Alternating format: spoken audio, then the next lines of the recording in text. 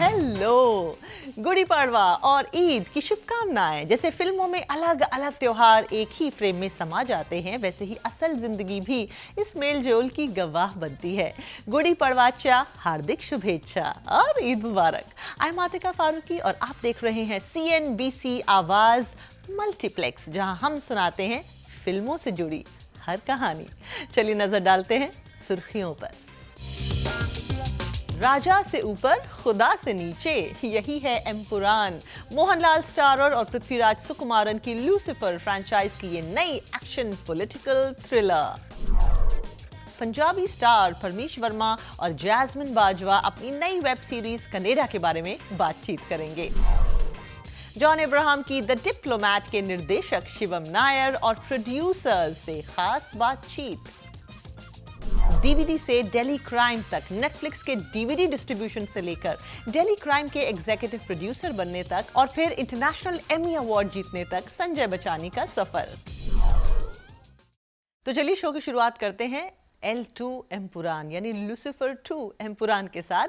ये फिल्म 2019 की blockbuster Lucifer की हाईली एंटिसिपेटेड सीक्वल है भाई। पृथ्वीराज सुकुमारन एक बार फिर से डायरेक्टर के रूप में वापस आए हैं, जो एक सपोर्टिंग रोल भी निभा रहे हैं, लेकिन सपोर्टिंग है इसका अफसोस है। मोहनलाल, मंजू वॉरियर और टोविनो थॉमस जैसे एक्टर्स फिल्म को एक नए एक्शन ड्रामा तक, उस लेवल तक ले जाने की कोशिश कर रहे हैं इस बार। लेकिन क्या एम्पुरान अपनी उम्मीदों पर खरी उतरती है? बताती हूँ आपको। तो कहानी शुरू होती है केरल के चीफ मिनिस्टर जतिन रामदास से, यानी जो टोविनो थॉमस जो भूमिका निभा रहे हैं, वो अपनी पार्टी से रिश्ते तोड़कर बाबा बजरंगी यानी अभिमन्यु सिंह के साथ नया गठबंधन बनाते हैं। उनकी बहन प्रियदर्शनी यानी मंजू वॉरियर इसका विरोध करती हैं। दुनिया के मशहूर कुरैशी अब्राम यानी स्टीफन नेंडुपल्ली, जो मोहनलाल की भूमिका निभा रहे हैं, वापस आते हैं पॉलिटिक्स और ग्लोबल क्राइसिस का सामना करने। देश की तकदीर का फैसला एक जबरदस्त टकराव से होने वाला है। मोहनलाल की स्क्रीन प्रेजेंस लाजवाब है, हमेशा की तरह। Praise the Lord Jesus Christ. कम सीन होने के बावजूद उनका हर फ्रेम बहुत इम्पैक्टफुल होता है। We have to end this war. Manju warrior की एक्टिंग कहानी को मजबूत बनाती है, लेकिन टोविनो थॉमस का रोल थोड़ा कमजोर महसूस होता है। पृथ्वीराज सुकुमारन का रोल छोटा है और अभिमन्यु सिंह कहीं कहीं थोड़ा ओवर द टॉप लगते हैं विलेन के रोल में। और राजनीति एक धंधा है हमारे देश में। फिल्म विजुअली एक सिनेमैटिक ट्रीट है। सुजीत वासुदेव की सिनेमाटोग्राफी बेहतरीन है, एक्शन सीक्वेंसेस ग्रैंड हैं और VFX कहानी को और शानदार बनाता है। मतलब अगर आप बड़े पर्दे पर इसको देखेंगे तो आपका पैसा वसूल है। लेकिन एडिटिंग थोड़ा टाइटर हो सकती थी। 3 घंटे का रन टाइम कहीं कहीं पेशेंस को ना एकदम टेस्ट करने लगता है। पिता और पुत्र के बीच खिला हुआ नाजायज अंधकार का फूल है। दीपक देव का बैकग्राउंड स्कोर एनर्जेटिक है, लेकिन कुछ जगह ओवरवेलमिंग लगता है और स्क्रीन प्ले लूसिफर की तरह लेयर्ड नहीं है। फिल्म का हाईलाइट उसके ग्रैंड विजुअल्स, मोहनलाल की प्रेजेंस और स्टाइलाइज्ड एक्शन है। लेकिन कहानी थोड़ा प्रेडिक्टेबल है। स्लो नरेशन इंटेंसिटी को कम कर देता है और इमोशनल डेप्थ की कमी महसूस होती है। लूसिफर एक मैसिव हिट थी और एम्पुरान उसके बेंचमार्क तक पहुंचने की कोशिश करती है। स्केल और स्पेक्टिकल के मामले में ये आगे है, लेकिन स्टोरी टेलिंग में थोड़ा पीछे है। मास एंटरटेनमेंट के तौर पर Empuraan grand action, crime syndicates का एक बड़ा कैनवस दिखाती है, लेकिन कहानी स्टैब्लिश करने में थोड़ा ज्यादा वक्त लेती है, जो पेसिंग को स्लो करता है। L2 एम्पुरान एक विजुअली स्टनिंग लेकिन नैरेटिवली थोड़ा अंडरवेलमिंग सीक्वल है। हाई प्रोडक्शन वैल्यूज और मोहनलाल की प्रेजेंस फिल्म का हाईलाइट है, लेकिन कहानी लूसिफर जैसी वैसा असर गुस्ताखी माफ नहीं छोड़ती है। जो लोग एक ग्रैंड एक्शन स्पेक्टिकल देखना चाहते हैं उनके लिए ये फिल्म परफेक्ट है, लेकिन जो लेयर्ड स्टोरी टेलिंग और ग्रिपिंग ड्रामा एक्सपेक्ट कर रहे थे पिछली वाली की तरह, उनके लिए थोड़ा डिसअपॉइंटिंग हो सकती है। जब भगवान का बेटा ही गलत करे तो शैतान को तो सही करने आना ही पड़ता है। So Stephen, come back. Save your land. आगे बढ़ते हैं। देसिया द दौर अब कन्नेडा में। पंजाबी जुबान में कन्नेडा का मतलब है कनाडा, और ये कहानी उसी दौर की है, लेकिन आज की नहीं बल्कि 80 के दशक की जियो हॉटस्टार की नई वेब सीरीज उस दौर को जिंदा करती है जब बड़ी तादाद में पंजाब से लोग वहां जा तो रहे थे पर बड़ी मुश्किलों का सामना करना पड़ रहा था और बहुत सारे चैलेंजेस थे इस कम्युनिटी को उस कंट्री में। अभिनेता और गायक परमीश वर्मा, जैस्मिन बाजवा और सिंगर अभिनेता आदर मलिक से खास बातचीत। सर निम्मा कोई क्रिमिनल नहीं बनना चाहता था। He was an A student. Punjab से लेकर यहाँ तक उसके साथ सब गलती होता आ रहा है। I'm innocent. Parmish, I'll start with you. आप म्यूजिशियन हैं। इन्होंने अपनी फिल्म डायरेक्ट की जिसमें आपने एक्ट किया, उसको लिखा, उसको डायरेक्ट किया। Very enterprising by the way. आपका एक सॉन्ग है गाल नहीं काटनी, मतलब गाली नहीं देनी है। यू नो, पंजाबी म्यूजिक के बारे में एक अच्छी बात यह है कि while on one hand it is extremely international and extremely modern and breaking barriers and sometimes almost not caring about anybody, right? And on the other side there is a traditional side to music जहाँ पे गल नहीं कटनी, बड़ों की इज्जत करनी है, थोड़ा अपने कल्चरल रूट से जुड़ा रहना है। Tell me about your story कि आप पटियाला से कनाडा का आपका जो कनेक्शन है, क्योंकि पर्सनल लाइफ भी आपकी कुछ ऐसे ही है जैसे हमने जो कल्चरल इन्फ्लुएंस देखा है उसमें। Well, I felt जो निम्मा का कैरेक्टर है, इसकी जो माइग्रेशन साइड है, I have experienced it first hand. I went to Australia in 2007. I was an international student. तो जो एक नए इमिग्रेंट की जो वनरेबिलिटी होती है, निम्मा का जो पास्ट है, that has a huge influence from 1984, the tragedy, the trauma that he has experienced, and those tragedies we felt as families. तो जो आपका trauma है, I was able to kind of get the essence of that. I was able to understand it. क्योंकि वो चीज़ मैंने अपने शरीर पे हंडाई नहीं है. So therefore I don't know the actual pain, but I've seen my family members suffer a certain way. And then when I went to Australia, I had experienced first-hand racism of being, you know, जो initial complexities होती हैं migration की. So I felt that with that side of Nimma's story, I was able to connect. With the musical side, I felt when we were given a whole world for a specific character, that was a very fulfilling experience itself, because हम जब Canada के गाने लिख रहे थे तो हम अपनी बात नहीं कर रहे थे, हम निम्मे की बात कर रहे थे. Musically, we were able to explore every single sort of shade of Nimma's emotion. ये बताइए कि कनाडा का जो वाइट पॉपुलेशन है, क्या वो हमारी म्यूजिक में इंटरेस्ट लेती है? कंट्रीज जहाँ पे माइग्रेशन पुरानी हो चुकी है, let's say in England, Canada, where people have seen Indians or Punjabis for a very 40 long years, time. 50 years, So yeah. now they've developed certain connections with that community.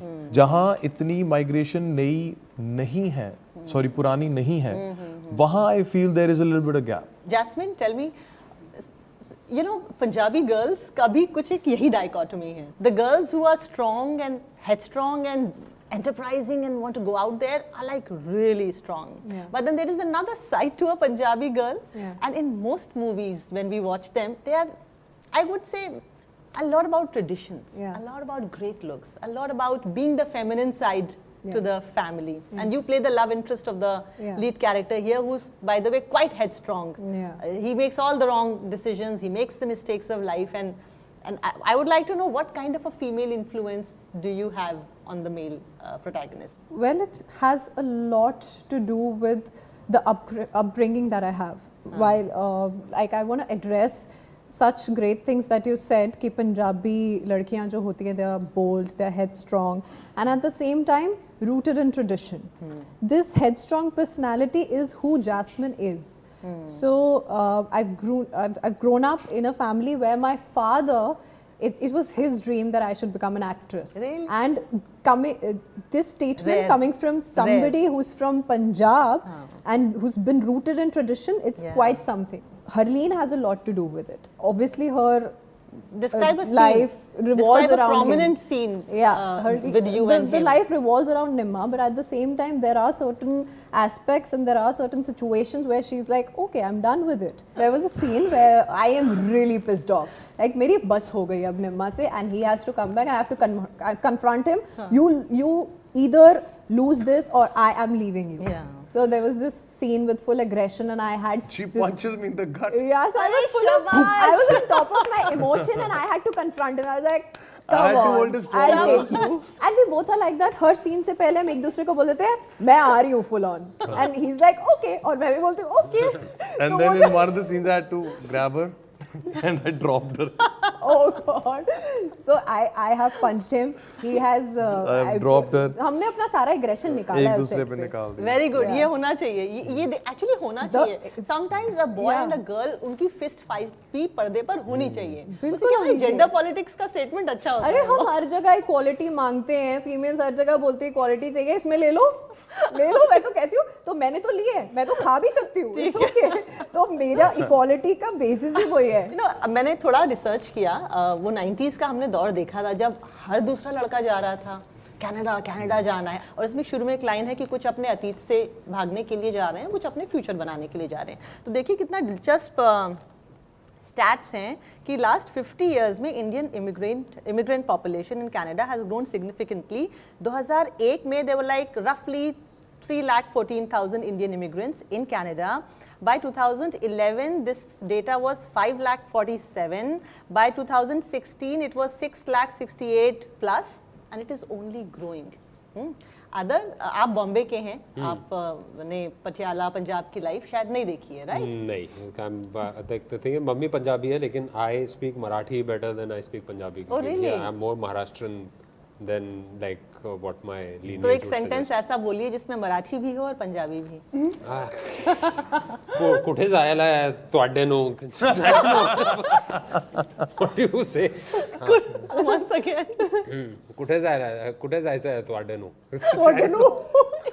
What is it? हाँ, it's a bizarre thing क्योंकि घर में you're speaking 3-4 languages simultaneously, so Yeah. it's the very weird household.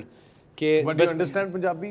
I understand Punjabi क्योंकि नानी और mummy को पूरी जिंदगी बात करता हूँ. मैंने भी कई बार I बात don't की know है. a lot Do of you your rap I understand? don't, but normal Punjabi. But do they like the mummy गालियाँ पंजाबी में देती हैं?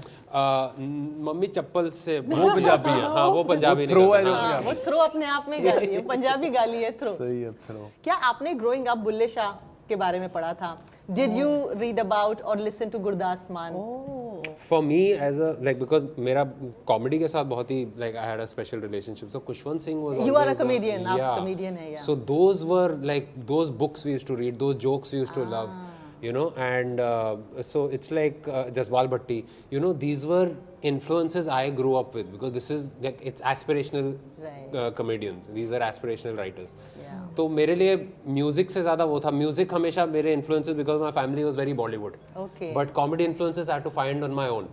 सो these guys were the like benchmark writers के अरे इनकी तरह बनना है. I think there is nothing better than Punjabi music for weddings. There is no wedding that can happen with Punjabi music. So that's like one thing that we always had. And then the hip hop thing, and I grew up with like all these UK hip hop artists, and then slowly you start because that's a gateway.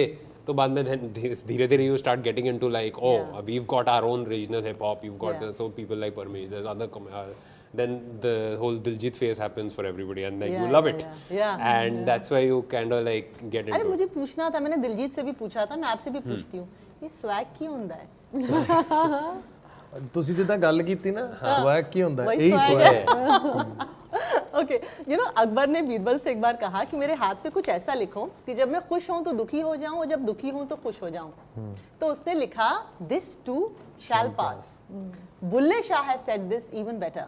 Bulleh Shah कहते हैं कि दुश्मन मरे तो खुशी ना करिए, सजना भी मर जाना, सजना भी मर जाना है. पंजाब की दुनिया के ऐसे कौन से लोग हैं जिनको सुनना पढ़ना जरूरी है? I think there are certain artists, there are certain writers that you read for different reasons. Like you mentioned Kushwant Singh. Have you read his book Rules of Life? Yes. That was such an interesting book, right? When it comes to music, when it comes to artists, I don't think anybody has had a better artistry, if that's the right word, than Gurdas Maan Sahab ever. Because the spectrum of emotions, the depth, even like the songs that he made for our language, की बड़ू दुनियादार सच्चे बादशाह वा गुरु जाने. like he is such an iconic artist, and we are so blessed to have lived in his era. उन्होंने एक बहुत अच्छी बात बोली थी जब मैंने उनसे पूछा कि भाई यंग जनरेशन को आप क्या बोलना चाहेंगे, तो बोले कि and he was addressing the Punjabi population, the young boys जो अलग अलग बुरी आदतों में फंसे हुए हैं, तो उन्होंने बोला जवानी को काम में लगाओ और जवानी से ऐसा काम लो कि जब तुम रात को सो तो ऐसा सो कि कोई सुध ना रहे. Mansa were performing at a private event. So I realized that he's there, the stage is set, the show is about to begin.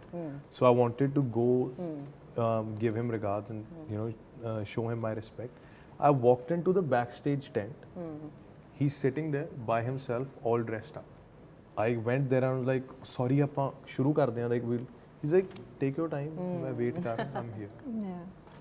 I am yet to experience that peaceful state before a show. Who's your favorite comedian? You just spoke like Max Amini. Oh, I've performed with Max Amini. He's lovely. You've performed Who is with? your favorite stand-up comedian? I really like Max's crowd work.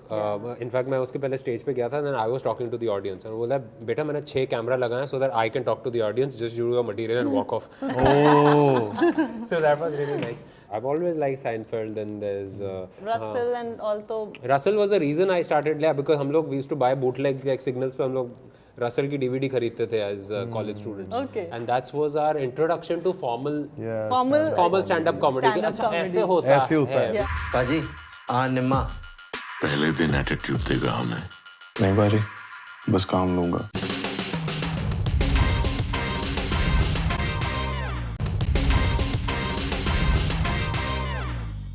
Director Shivam Nair ने अपने career की शुरुआत television से की थी, जहां उन्होंने 1991 की docu drama Raman Raghav a city a killer में श्रीराम राघवन को असिस्ट किया था.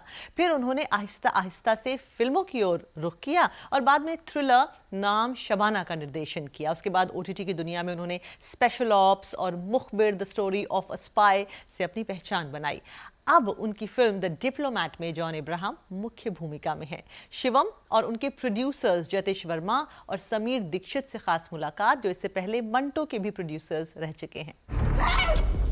अंदर कैसे आ गया? दरवाजा खोलो, बाहर निकालो. दरवाजा नहीं खोला, बाहर. When you ask somebody to go to hell, the person, you say it in a manner where the person asks you for directions. That's such a beautiful line which actually we overheard when you were talking to John, and that is like so apt because we've interacted with a lot of diplomats through the making of this film. We've interacted a lot with the Ministry of External Affairs, and this is so perfect. It defines what diplomacy is. I think. नाम क्या तुम्हारा? Smile. क्या problem है? Jatesh was watching news when this incident actually happened. So Uzma came in. He called me immediately. कि ये देखो ये तो फिल्म की स्टोरी है. And that is the day we started. The day Uzma came to India, the gates opened. She came in. We saw the news. He said we will make this film. Sir उसने जबरदस्ती शादी की है मुझसे. और फिर खुद तुम्हें इजीली इंडियन एम्बेसी भी ले आया. मेरे पास कैसे हुआ? मेरा अमर शर्मा ने मुझे फ़ोन किया, वो अभी मेरा मैनेजर है. उन्होंने फ़ोन किया, बोले उज़मा पे एक स्टोरी करनी है, विद्यावरण कंफर्म है. विद्यावरण कंफर्म है, स्टोरी सुनाया फ़ोन पे. मैंने बोला अच्छा स्टोरी इंटरेस्टिंग है. मैं वापस जब इनके ऑफिस तक गया, मैं बोला यार ये लड़की तो इसमें कुछ की नहीं है, प्यार में पड़ी, पाकिस्तान गई. पाकिस्तान जाने के बाद खाली एम्बेसी तक पहुंची. कहानी इसकी कैसे हो सकता है? हाँ. देन मतलब कौन है डिप्लोमेट इसका जो रेस्क्यू कराए, उनको बुलाओ.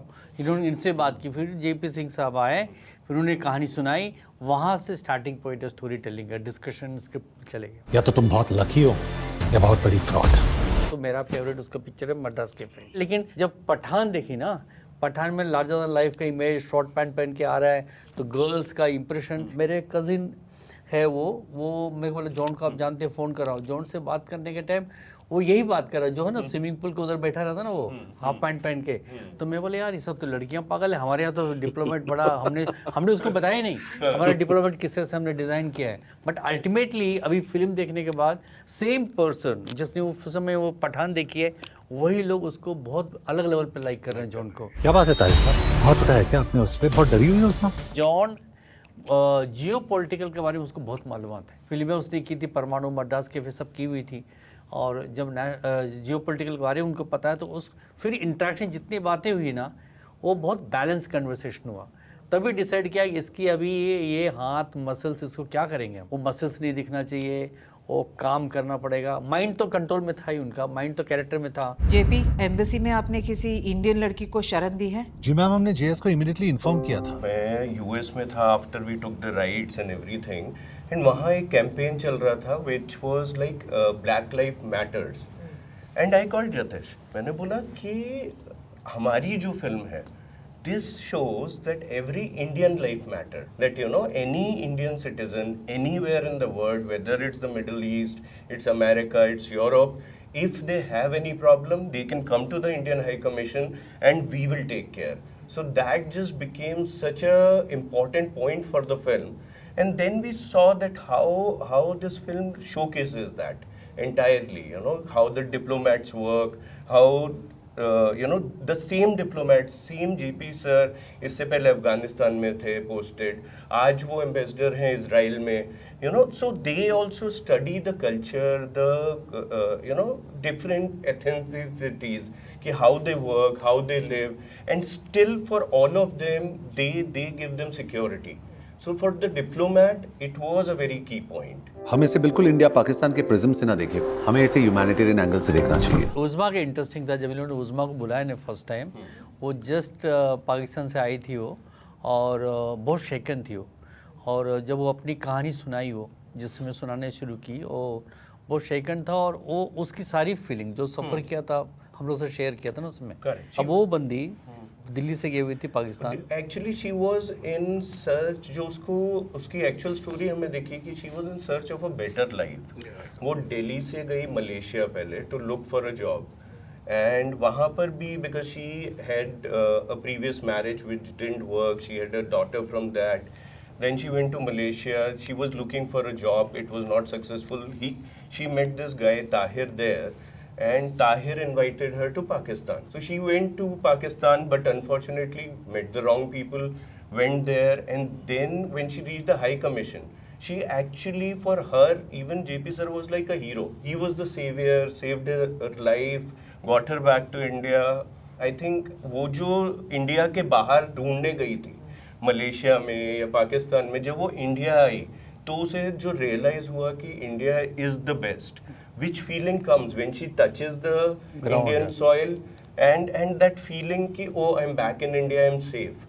I think that's such an important thing for people who are trying to leave this country, that this is the most beautiful country, this is where you belong, this is where you should be. अगर लड़की के साथ कुछ हुआ, याद रखिएगा ये Pakistani soil पे होगा। भाई ज्यादातर लोग नेटफ्लिक्स को एक स्ट्रीमिंग प्लेटफॉर्म के तौर पर जानते हैं जो 2016 में भारत आया, लेकिन बहुत कम लोग ये जानते हैं कि इसकी शुरुआत दरअसल 90 के दशक में आखिर एक डीवीडी रेंटल सर्विस के रूप में हुई थी। जी, उसी दौरान एक शख्स भारतीय सिनेमा को दुनिया के कोने कोने तक पहुंचाने में अहम भूमिका निभा रहा था, और वो थे संजय बचानी। उनका सफर नेटफ्लिक्स के डीवीडी डिस्ट्रीब्यूशन को देखने से लेकर भारत में आईट्यून्स लाने और यशराज फिल्म्स के डिजिटल डिस्ट्रीब्यूशन को संभालने तक गया। बाद में उन्होंने दिल्ली क्राइम के एग्जीक्यूटिव प्रोड्यूसर के रूप में दुनिया के सामने भारत की सच्ची कहानियां रखी, और फिर अपना खुद का प्रोडक्शन हाउस फिल्म कैरवान शुरू किया। उनसे खास मुलाकात। I am DCP south district. जी madam. This crime is not just heinous, it's insanity. It was a moment of pride. The whole idea was to show the world that yes, a horrific incident happened, but the country didn't take it lightly. The police, the Delhi police, turned the world upside down to make sure, you know, this crime is solved. And that's what we showed, you know. Our whole attempt was to show how they worked in a very systematic manner, and they made sure the criminals were put to justice. The whole attempt was to show that side of the effort. The government, the police department, the home department, all put their resources together to solve this crime ASAP. We have 2 victims. बस पर 6 लोगों ने पर हमला किया। इस लड़की के साथ जो हुआ है मैंने पहले कभी नहीं देखा। It was a show that showed that how the police as a team worked together under the given circumstances to solve a crime. The hero of the story was the show, not any individual actor. So we never based the story, and the whole script was never written keeping one actor in mind. You're saying that if you'd done your job, none of this would have happened in the first place. There is nothing we could have done. So everyone in the city is wrong. एक माँ से एक माँ की request 4 hours a day, I like Bollywood cinema a lot, but the next 20 hours, I like my independent space. The whole idea of this journey with the Bandra Film Festival is to take it slowly, take it deeper, and really reach out to the right community, you know. So you see, we do not even actually go spend money on advertising. This country has huge talent, which is not even tapped. They have great storytelling art, they have great camera work, and with the new technology of phones, I see one of the best content coming out. You know, it surprises me every day that, you know, these young boys and girls, you know, from all over the country, they shoot fantastic things, and when I get to see them, I'm like, wow. But then the question comes, what happens from here? Yes, they shot, they spend some money, they put it together, but what happens from here on? And I said, let me become the platform for them, you know. I believe in their talent. So I said, there you go, you know, Bandra Film Festival will be your platform where we will invite people, you know, we'll reach out to people, and so that they get an opportunity to see your work, and you have an opportunity to come to the city, meet those people, meet your viewers, talk about your content, and spread the word. The next talent that you will find coming from this country, where somebody who can be an Oscar, the Emmys or the Grammys, will come from this pool of people. और अब अफसोस मगर हम आ चुके हैं इस show के अंत पर। आपसे कहना होगा अलविदा इस इरादे और इस वादे के साथ कि अगले हफ्ते फिर मिलेंगे। तब तक के लिए अपना ख्याल रखिए और देखते रहिए CNBC आवाज़।